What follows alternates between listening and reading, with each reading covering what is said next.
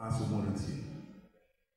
Et c'est dans ce sens que j'invite le ministre des Affaires étrangères et des cultes à nous rejoindre pour ces propos de circonstance.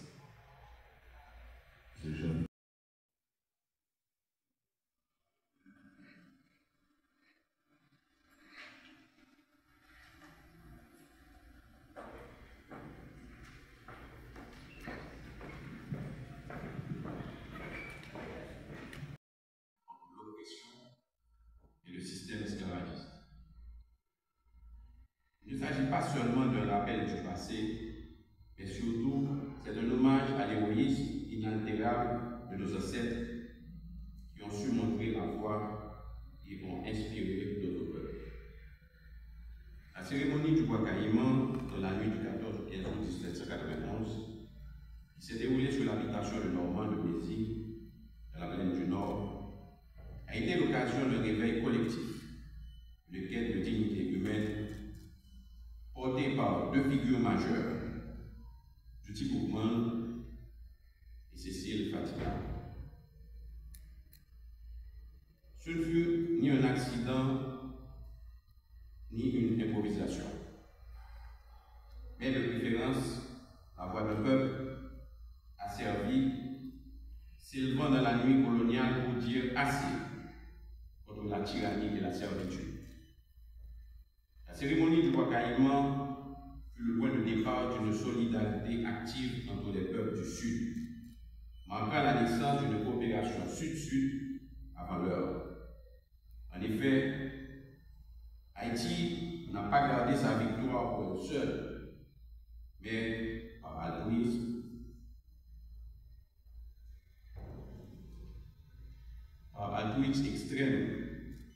Haïti a tendu la main à d'autres peuples opprimés.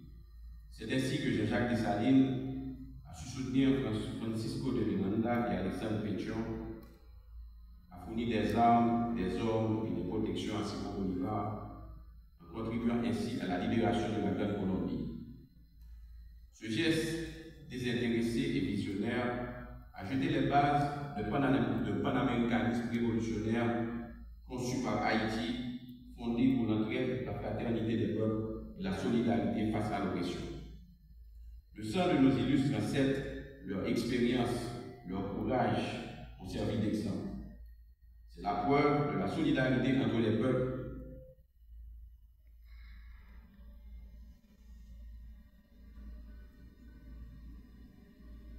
C'est la preuve, pardon, que la solidarité entre les peuples est non seulement possible, mais nécessaire.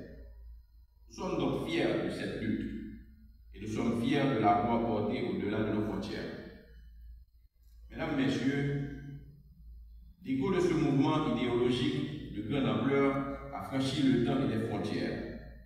C'est ainsi que l'UNESCO, par exemple, a fait du 23 août la journée internationale du souvenir de la traite négrière et de son abolition, en mémoire de cette insurrection et de toutes les valeurs qu'elle charge. Bois caïman est un lieu universel de pèlerinage. J'en profite pour féliciter le travail de grande valeur que réalise l'UNESCO, gardienne de la mémoire universelle, pour son engagement constant à préserver l'héritage de la lutte contre l'esclavage. Commémorer, c'est résister à l'oubli, comme elle le proclame. C'est aussi rappeler que l'humanité ne peut progresser en affrontant lucidement son passé. Mesdames, Messieurs, Bois caïman a contribué à la fondation de l'identité haïtienne, en revendiquant la liberté, en affirmant leur humanité. Nos aïeux ont forgé les premières expressions de ce que nous sommes aujourd'hui.